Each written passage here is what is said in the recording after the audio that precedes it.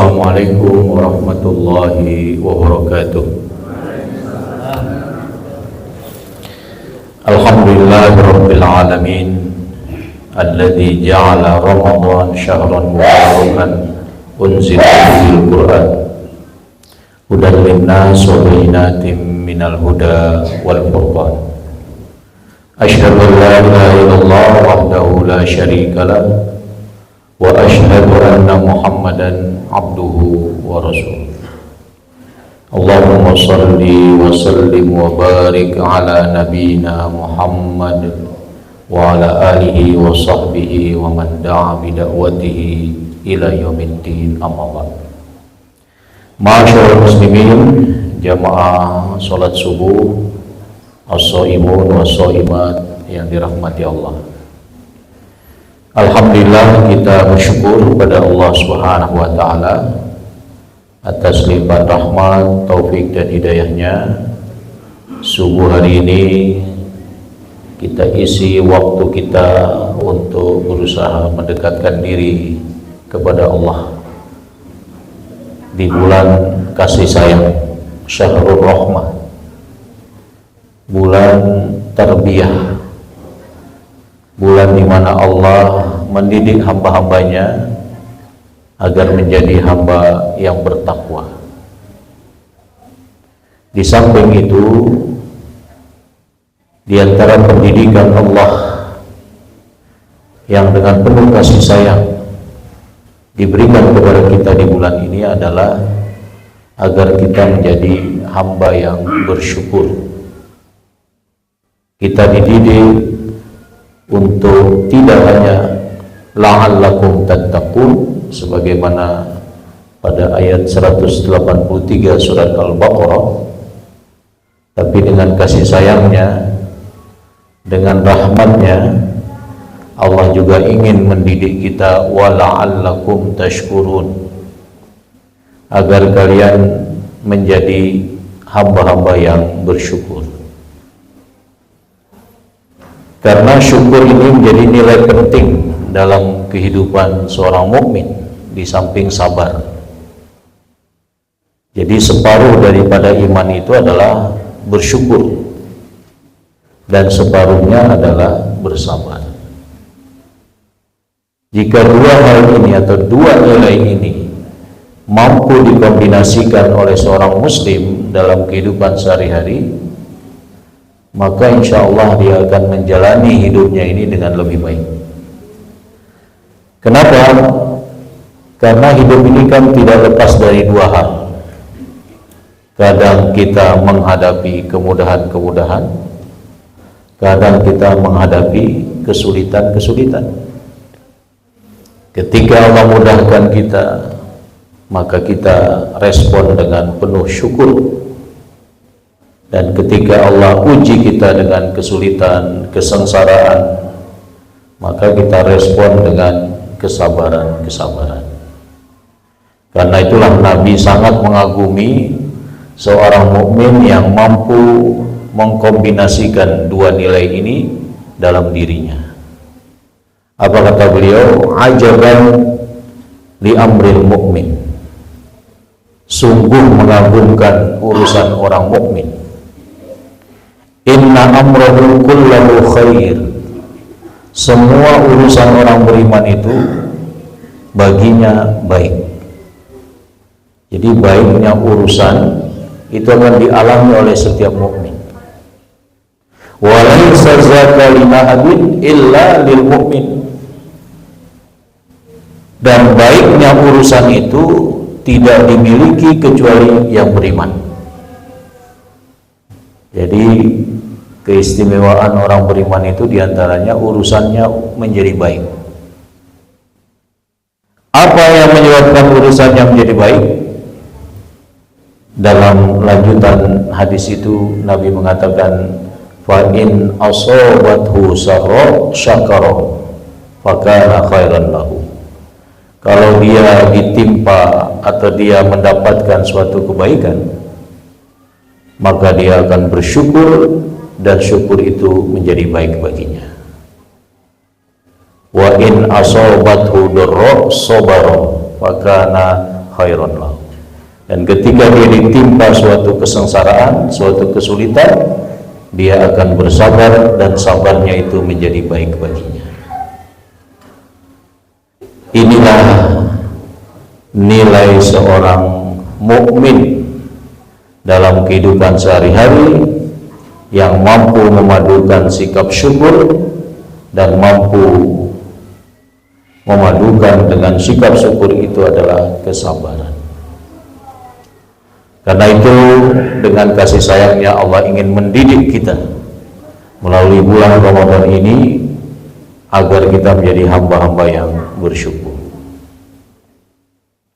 Dalam Al-Quran ada contoh penting tentang kesyukuran seseorang. Kita ambil salah satunya, misalnya Nabi Sulaiman. Nabi Sulaiman beserta ayahandanya Nabi Daud itu diberikan kelebihan-kelebihan yang tidak diberikan kepada yang lain. Karena di samping beliau berdua sebagai raja, beliau berdua juga sebagai Rasul, sebagai utusan Allah. Bahkan Nabi Sulaiman diceritakan dalam surat Semud, surat An-Naml, kebaikan-kebaikan yang Allah berikan.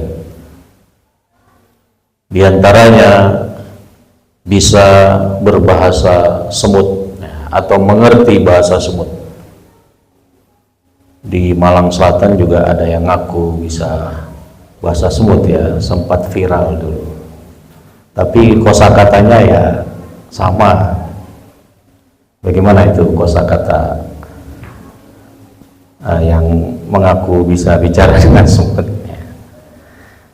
Ya, ketika beliau dengan pasukannya melakukan suatu ekspedisi perjalanan untuk menyebarkan Islam, beliau melewati suatu lembah di mana lembah ini penuh dengan semut. Rupanya dalam kehidupan semut itu ada raja, ada ratu juga. Sehingga ratu semut memberi komando. Dia suruh seluruh semut yang ada itu untuk masuk ke dalam sarang-sarangnya. Ya ayyuhan naml, udkhulu masakinakum la yahtimannakum Sulaiman wa junuduh.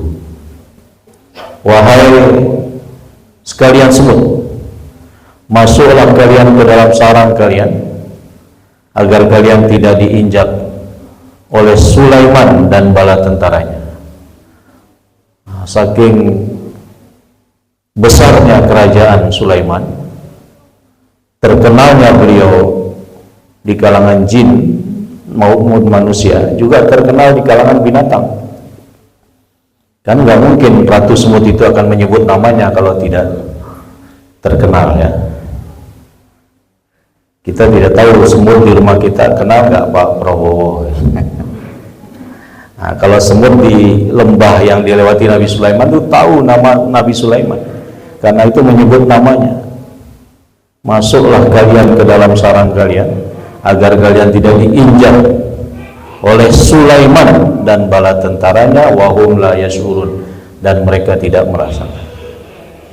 Nah, karena kasih sayang Allah yang Allah berikan kepada Nabi Sulaiman melalui kemampuan memahami bahasa-bahasa binatang, tidak hanya burung tetapi juga semut, beliau tersenyum mendengar ratu semut memberi komando. Sehingga dengan komando itu beliau paham dan akhirnya menghentikan sejenak seluruh bala tentaranya sampai semut-semut itu terlihat masuk. Kemudian beliau berdoa kepada Allah dengan doa syukur, Rabbi auzi'ni an ashkura ni'mataka allati an'amta alayya wa ala walidayya wa an a'mala salihan tardah wa adkhilni bi rahmatika fi ibadika sholihin. Wahai Tuhanku, menolong hamba untuk senantiasa bisa bersyukur. Jadi untuk bisa bersyukur itu perlu memohon kepada Allah untuk diberi ilham supaya kita mampu bersyukur. Artinya bahwa bersyukur itu bukan karena kehebatan kita. Bersyukur itu karena taufik dari Allah, ilham dari Allah, sehingga kita mensyukuri nikmat-nikmatnya. Itulah yang disampaikan Nabi Sulaiman lewat doanya ini. Aku bersyukur atas nikmat-nikmat yang telah Engkau berikan dan juga telah Engkau berikan kepada kedua orang tuaku, dan agar aku bisa beramal soleh yang Engkau ridhoi, ya Allah. Dan masukkan aku dengan rahmat-Mu, dengan kasih sayang-Mu, termasuk kepada orang-orang yang soleh, hamba-hamba-Mu yang soleh. Jadi di sini ada permohonan Nabi Sulaiman melalui rahmat Allah, kasih sayang Allah. Karena itu bersyukur itu sangat erat kaitannya dengan kasih sayang. Karena itu salah satu nama Ramadan ini adalah Syahrul Rahmah, bulan kasih sayang. Khususnya Allah ingin menampakkan kasih sayangnya kepada hamba-hambanya yang beriman. Karena itu dipanggil untuk menunaikan ibadah puasa.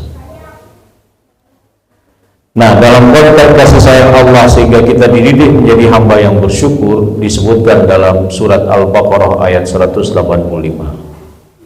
A'udzu billahi minasyaitonir rajim.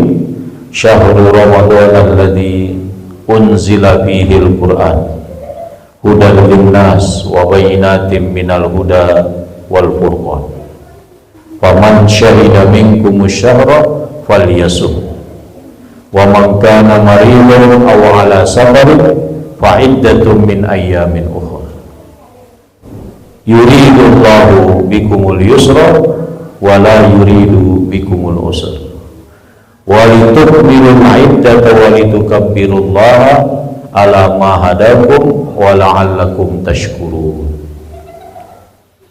Jadi setiap kalimat per kalimat dalam ayat ini ada rahmat Allah. Yang pertama, Allah pilih Ramadan sebagai bulan diturunkannya Al-Quran. Bahkan Al-Quran itu sendiri rahmat dari Allah. Yang kedua, Allah perintahkan puasa, itu adalah rahmat dari Allah, kasih sayang Allah kepada kita.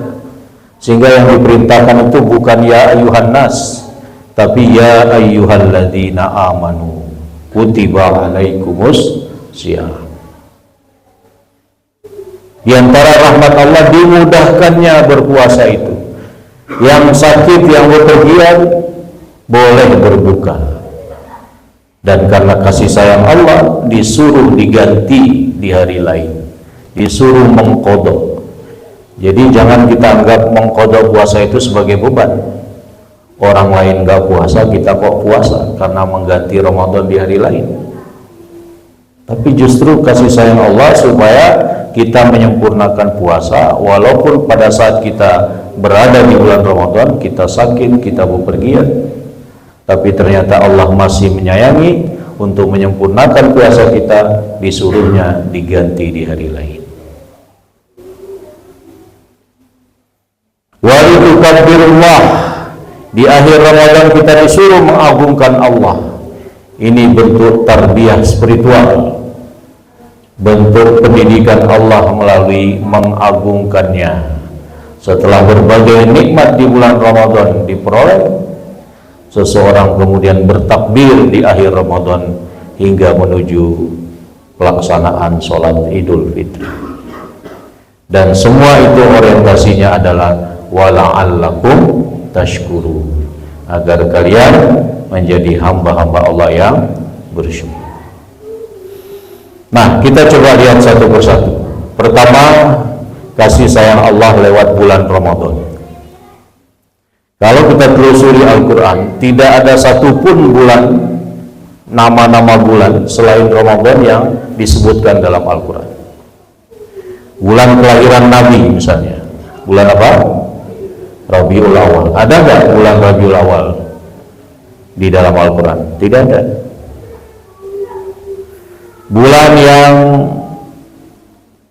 dimanfaatkan untuk banyak beribadah karena dia bulan haram, bulan Rajab, ada nggak? Namanya tidak disebutkan, tapi disebutkan dia sebagai bulan haram, Syahrul Hurum. Jadi ada 4 bulan haram, ada Zulqa'dah, Zulhijjah, Muharram, dan yang satunya Rajab. Tapi tidak disebutkan kata Rajab dalam Al-Quran. Bulan di mana kita diperintahkan untuk pergi ke tanah suci menunaikan ibadah haji dan umrah, bulan Zulhijjah, tidak disebutkan, walaupun disebutkan sebagai Ashhurun Ma'lumat, bulan-bulan yang sudah ditentukan, Syawal, Zulqa'dah, Zulhijjah, tapi tidak disebutkan. Tapi Ramadan disebutkan, dan satu-satunya penyebutan Ramadan itu ada di ayat 185 tadi, 185 surat Al-Baqarah. Dan ini menunjukkan betapa sayangnya Allah, khususnya Allah sayangi hamba-hambanya di bulan yang mulia ini. Bahkan namanya pun salah satunya adalah Syahrul Rahmah, nama lainnya Syahrul Maghfirah, bulan yang penuh dengan ampunan Allah. Setiap malam itu ada daftar nama-nama penghuni neraka yang dibebaskan Allah dari penghuni neraka. Disinilah kita berdoa, Rabbana a'tik riqabana minan nar. Salah satu doa yang tidak boleh kita lupakan di bulan Ramadan ini, khususnya di akhir malam menjelang kita istirahat, ya Allah, bebaskan kami dari siksaan api neraka. Atau kalau kita tidak hafal doa itu, kita baca saja yang ada waqina adzabannar, yang oleh masyarakat kita disebut sebagai doa sapu jagat. Nah, di ujung doa itu ada waqina adzabannar. Jadi setiap hari di bulan Ramadan Allah membebaskan hamba-hambanya dari daftar penghuni neraka. Mudah-mudahan kita termasuk di dalamnya. Allahumma amin. Ramadan, kasih sayang Allah. Yang kedua, bentuk lain dari kasih sayang Allah, diturunkannya Al-Quran, nuzulul Quran, dan dipilihnya Ramadan sebagai bulan untuk pertama kali diturunkan Al-Quran. Jadi 5 ayat pertama surat Al-Alaq yang Nabi menerimanya saat beliau sedang berada di Gua Hira, didatangi oleh malaikat Jibril, disuruh membaca. Nabi mengaku tidak bisa membaca, ma'ana biqari, itu turun di bulan Ramadan. Hanya saja Ramadan pada saat itu belum ada puasa, belum ada sholat taraweh, belum ada takjil, belum ada sahur, ya masih seperti biasa bulan-bulan yang lain. Nah, dia kemudian menjadi mulia karena dipilih oleh Allah untuk diturunkannya kitab suci dari sisi Allah. Ada 2 tahapan diturunkannya Al-Quran.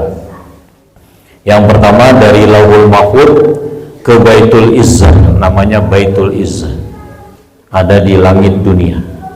Nah, itu turunnya sekaligus. Seluruh ayat Al-Quran yang akan diturunkan kepada Nabi turun pada malam Lailatul Qadar secara sekaligus dari Lauhil Mahfuz sampai ke Baitul Izzah. Ini tahapan pertama. Tahapan kedua, turun pertama kalinya di bulan Ramadan dan turun selama kurang lebih 23 tahun masa kenabian. Dari 5 ayat pertama yang turun sampai ayat terakhir, yaitu al-yawma akmaltu lakum dinakum wa atmamtu alaikum ni'mati wa raditu lakumul Islam madinah. Turun selama kurang lebih 23 tahun. 5 ayat pertama turun di bulan Ramadan, ayat-ayat lainnya ada yang di bulan Ramadan, ada yang di luar Ramadan selama masa kenabian. Jadi tidak turun sekaligus. Tahapan pertamanya turun sekaligus. Jadi ini rahmat, ini kasih sayang Allah. Al-Quran itu bukan hanya mencakup syariat, tapi juga ada penjelasan-penjelasan tentang aspek kemanusiaan. Misalnya ada ayat, siapa yang membunuh satu jiwa, seakan-akan dia membunuh seluruh jiwa yang ada.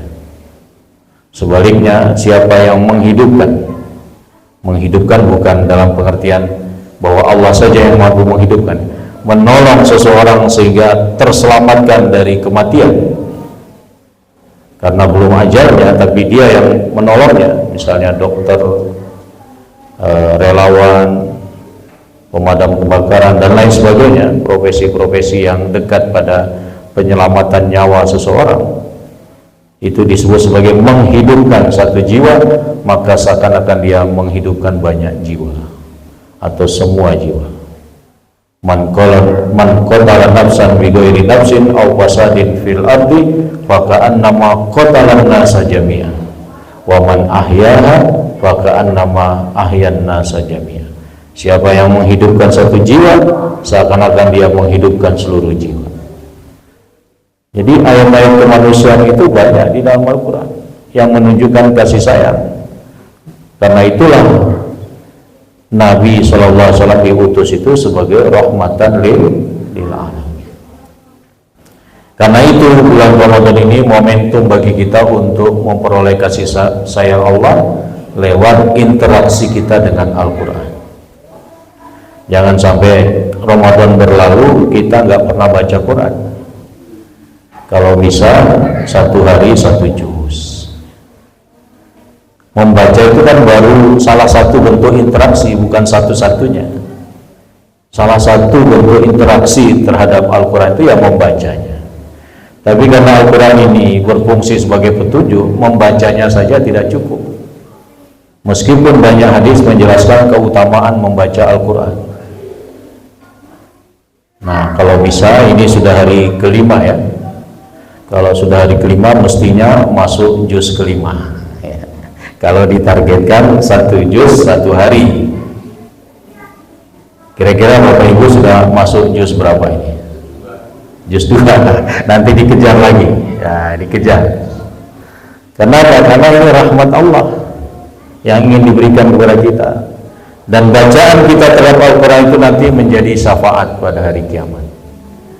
Jadi Allah memberikan wewenang, memberikan syafaat itu kepada Nabi Muhammad, kepada puasa, kepada Al-Quran juga.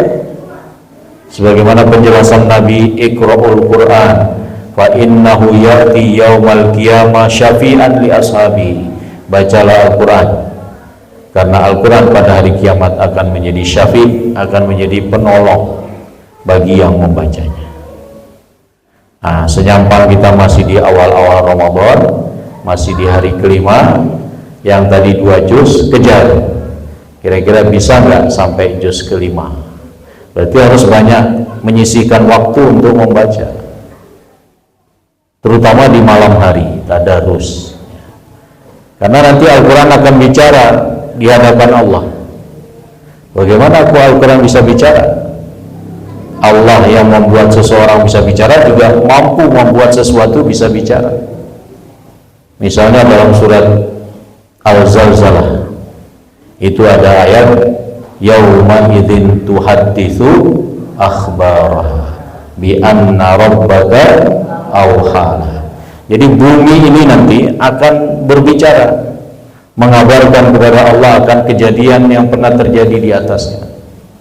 Oh, di daerah Purwantoro, di Jalan Nikel, ada sejumlah kaum muslimin yang terus melaksanakan sholat subuh. Nah, ini tanah di sini akan bicara, menjadi saksi ada kebaikan yang pernah dilakukan. Karena itu kalau kita sholat Setelah sholat wajib itu dianjurkan pindah walaupun hanya beberapa senti untuk memperbanyak area-area kita pernah sujud di situ. Karena dia nanti akan jadi saksi. Kita kalau pergi ke sholat Idul Fitri melalui satu jalan, nanti pulangnya dianjurkan melalui jalan yang lain. Karena berangkat sholat Idul Fitri suatu kebaikan, pulangnya juga suatu kebaikan, sehingga lebih banyak area yang bisa kita ciptakan untuk menjadi saksi kebaikan-kebaikan yang kita lakukan. Karena itu bersedekah juga bisa di sana, bisa di sini, bisa di pojok sana, bisa di belakang. Kita perbanyak tempat-tempat kebaikan karena dia akan jadi saksi. Nah, Al-Quran juga dibuat Allah bisa bicara. Bagaimana Al-Quran bisa bicara? Dalam hadis yang diriwayatkan oleh At-Tabrani, Al-Quran akan mengatakan kepada Allah, "Ay Rabb, mana tuhun naum bil lail fasyafi'ni fi." Wahai Tuhan. Jadi Al-Quran yang merupakan kalamullah berbicara kepada Allah. Wahai Tuhan, aku cegah hambamu si fulan untuk tidur di malam hari karena dia tadarus, ya, meskipun tidak sepanjang malam, ya. Dia menyisihkan waktu tidurnya untuk membaca Al-Quran. Karena itu berikan kepadaku syafaat untuk kuselamatkan orang yang membacaku ini. Nah, itu bentuk Al-Quran menjadi syafaat. Jadi jangan lewatkan satu malam pun kecuali kita membaca Al-Quran, apakah di masjid ini atau setelah pulang taraweh, ya, mungkin hanya setengah lembar atau satu lembar, ya, pokoknya ada yang kita baca. Bahkan dianjurkan dalam hadis lain baca 100 ayat tiap malam, baik di Ramadan maupun di luar Ramadan. Orang yang membaca 100 ayat di suatu malam sebelum istirahat, dia sudah memperoleh kebaikan sholat malam. Bukan berarti nggak perlu sholat malam, tapi memperoleh kebaikan sholat malam, pahala sholat malam. Nah, jadi ini Al-Quran menjadi kasih sayang Allah. Maka kita pun mengambil Al-Quran itu untuk mendidik putra-putra kita agar menjadi anak-anak soleh melalui Al-Quran. Jangan sampai anak kita sudah belasan tahun tapi belum bisa baca Al-Quran, sementara Al-Quran itu turun sebagai kasih sayang Allah. Kenapa kita tidak ambil? Mereka boleh pandai bahasa Inggris, pandai matematika, tapi juga harus pandai membaca Al-Quran. Karena biaya mengaji itu lebih murah daripada les bahasa Inggris, ya, kursus komputer dan lain sebagainya. Ya. Nah, disinilah perhatian kita kepada guru-guru ngaji, ya, yang telah mendidik anak kita dari nggak bisa baca Al-Quran, pakai buku Iqra misalnya, atau metode tilawati misalnya, qiraati, dan berbagai metode lain yang diusahakan oleh para ulama Al-Quran sehingga menjadi sebuah metode.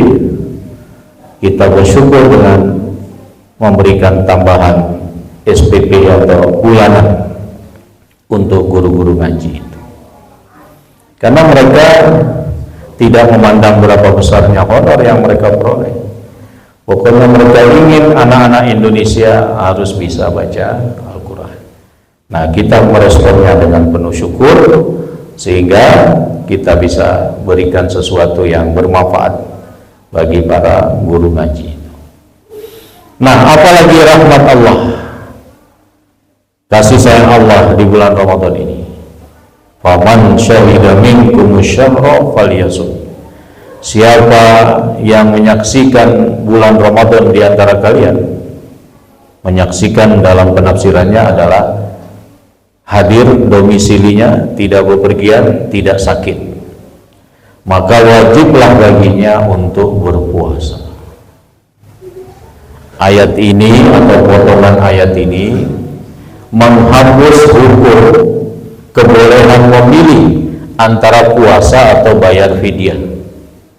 Jadi di awal-awal disyariatkan puasa Ramadan, disyariatkan pada tahun kedua Hijriah. Jadi Nabi mengalami puasa Ramadan itu 9 kali. Kalau kita sudah berapa kali Bapak Ibu puasa Ramadannya? Sesuai umur ya, tergantung senioritas ya. Kalau umurnya di atas 60 ya bisa jadi dikurangi 10 lah masa-masa kecil ya, yang betul-betul puasa ya, berarti sudah 50 kali puasa. Nah, kita tidak tahu apakah ini Ramadan kita yang terakhir atau tidak. Jadi di awal-awal disyariatkan puasa itu boleh milih mau puasa atau mau bayar fidyah. Nah kalau itu masih diberlakukan, kira-kira ibu-ibu milih bayar fidyah atau puasa? Puasa. Ya, karena Al-Quran mendidik kita, wa antasumu khairul lakum, pada ayat sebelumnya, in kuntum ta'lamun. Kalian memilih puasa itulah yang lebih baik daripada memilih bayar fidyah, jika kalian mengetahuinya. Ada kata in kuntum ta'lamun. Banyak yang tidak mengetahui kebaikan puasa, sehingga mudah sekali untuk tidak puasa. Ya, ada mungkin teman sekerja kita tidak puasa, mungkin tetangga kita tidak puasa. Bisa jadi karena tidak mengetahui kebaikan puasa. Jadi semua dalil tentang kebaikan puasa ada di akhir ayat 184 tadi. Wa antasumu khairul lakum. Baik bagi kalian kata Allah.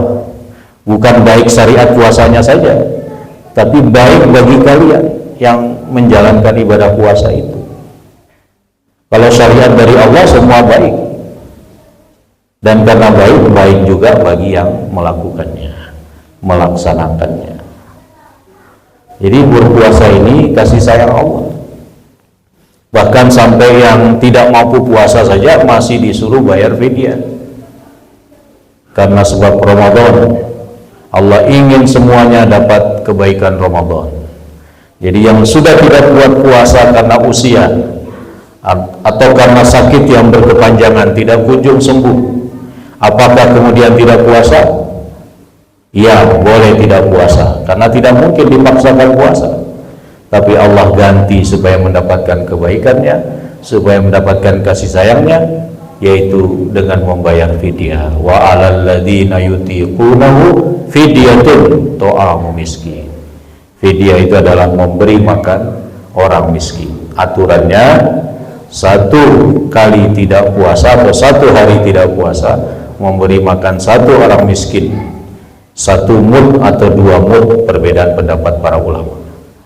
1 mud itu setara dengan kurang lebih 7,5 ons makanan pokok, 3/4 kilogram lah.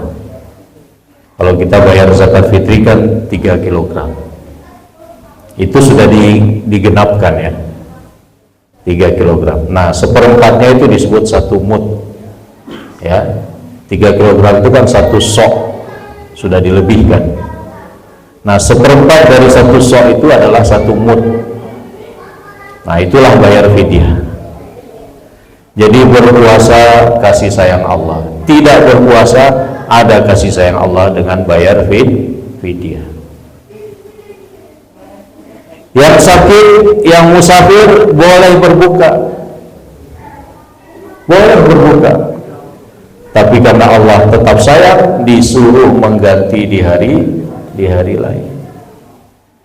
Jadi saya katakan tadi, jangan melihat mengganti puasa yang cukup berat di tengah orang-orang berpuasa, kita tidak di tengah orang-orang tidak puasa, kita puasa. Memang berat. Kalau sama-sama puasa agak ringan. Tapi kalau kita puasa, orang lain tidak puasa, itu lebih berat.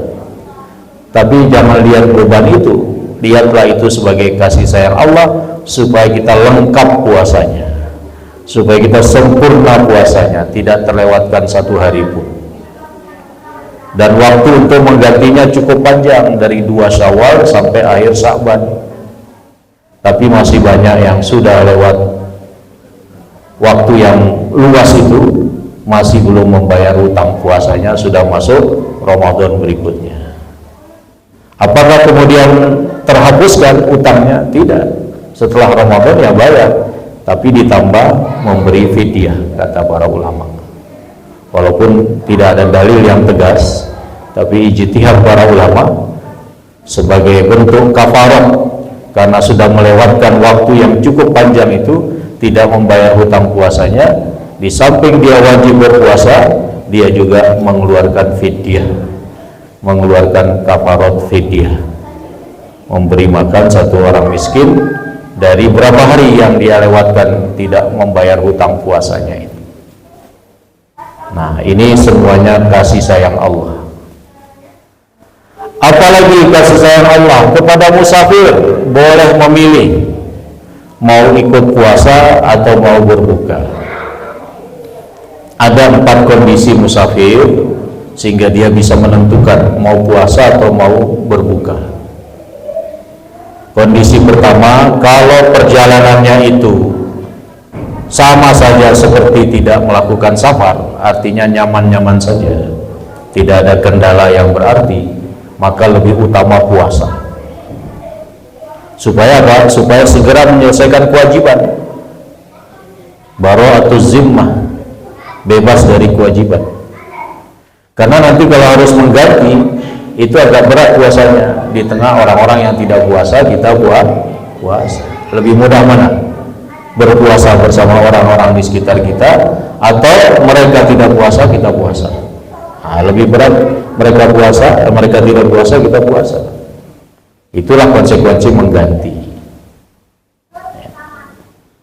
Yang kedua, kalau perjalanannya cukup berat, maka lebih utama berbuka, makruh puasa, makruh, ya.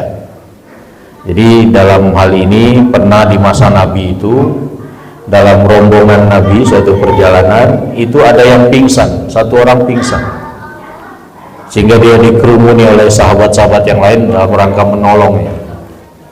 Nabi lewat, kenapa ini? Ini sahabat ini pingsan, wahai Rasulullah. Kenapa dia pingsan? Dia puasa, wahai Rasulullah. Kemudian Rasulullah bersabda, laisa minal bir as-shaum fis safar. Bukanlah suatu kebaikan berpuasa saat perjalanan. Ketika perjalanan itu ada kesulitan-kesulitan. Jadi dalam hal ini lebih utama berbuka, makruh untuk puasa karena sampai pingsan. Berarti perjalanannya berat. Nah, ini kondisi yang kedua. Kondisi yang ketiga, perjalanannya amat sangat berat dan berbahaya kalau berpuasa. Dalam konteks ini hukumnya wajib berbuka, haram puasa. Ya, wajib berbuka, haram puasa. Karena kalau dia berpuasa mungkin akan mengalami bahaya, kematian atau sakit dan seterusnya. Nah, pernah pada masa Nabi ketika pada tahun ke-8 Hijriah itu terjadi pembebasan kota Mekah dari penguasaan orang-orang kafir Quraisy. Nah, Nabi dari Madinah itu menyiapkan 10.000 pasukan. Nah, mereka berjalan itu dari Madinah ke Mekah itu. Dan terjadi di bulan Ramadan. Nah, dalam perjalanan itu berat sekali bagi kebanyakan sahabat. Tapi mereka nggak berani berbuka. Kenapa? Karena Nabi belum berbuka. Sehingga kemudian Nabi minta 1 gelas air ketika ada yang menyampaikan bahwa sahabat sudah tidak kuat puasa, apalagi mereka akan pergi berperang membebaskan kota Mekah. Maka diberikanlah kepada Nabi segelas air, beliau angkat tinggi-tinggi supaya dilihat oleh para sahabat, kemudian beliau minum, berbuka. Belum sampai waktunya tapi berbuka. Maka apa yang terjadi? Sahabat semua ikut berbuka. Kemudian ketika melanjutkan perjalanan diberitahukan kepada Nabi, wahai Rasulullah, masih ada yang puasa. Di antara beberapa sahabat ada yang puasa. Nabi dengan suara yang agak meninggi mengatakan, ulaikal usad, ulaikal usad. Mereka yang berpuasa itu pembangkang. Bahasa terjemahannya pembangkang. Orang yang diteladani sudah berbuka, perjalanannya amat sangat berat, tapi masih ada yang puasa. Ya seharusnya yang diikuti ya teladan kita itu. Makanya berislam yang terbaik ya mengikuti Nabi kita tercinta, Nabi Muhammad. Dan dalam ittiba kepada Nabi Muhammad itu ada kebaikan-kebaikan, kasih sayang Allah, ampunan Allah. Ini kondisi ketiga. Kondisi terakhir, kondisi keempat, kalau dengan kita berbuka itu ada kemaslahatan, misalnya harus angkat barang-barang dalam perjalanan, maka lebih utama berbuka, boleh puasa. Berarti perjalanan tidak terlalu berat, tapi ada maslahat yang akan kita lakukan. Dalam suatu perjalanan Nabi pernah mengatakan, yang berbuka hari ini, yang tidak berpuasa hari ini, borong pahala. Kenapa sampai borong pahala?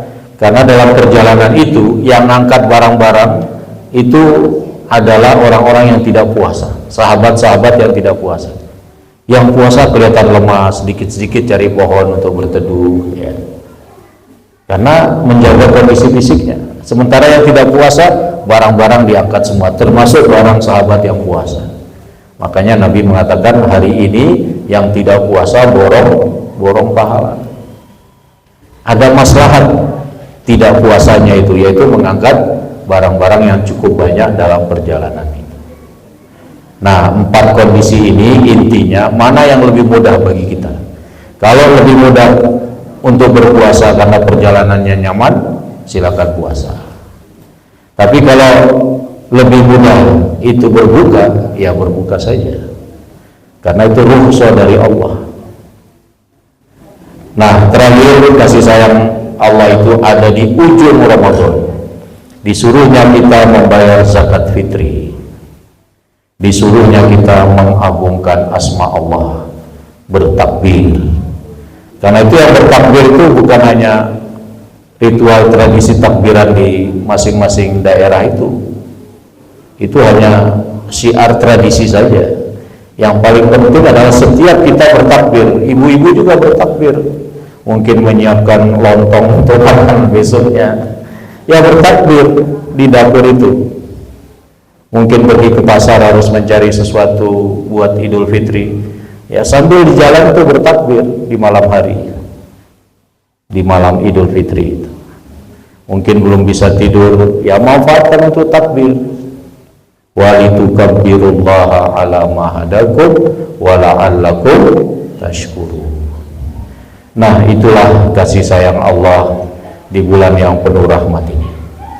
Maka kita pun memberikan kasih sayang kepada anak-anak kita, keluarga kita, kepada orang-orang yang perlu untuk kita berikan kasih sayang, baik dalam bentuk sedekah maupun dalam bentuk bingkisan-bingkisan tertentu yang membuat mereka senang di hari raya Idul Fitri.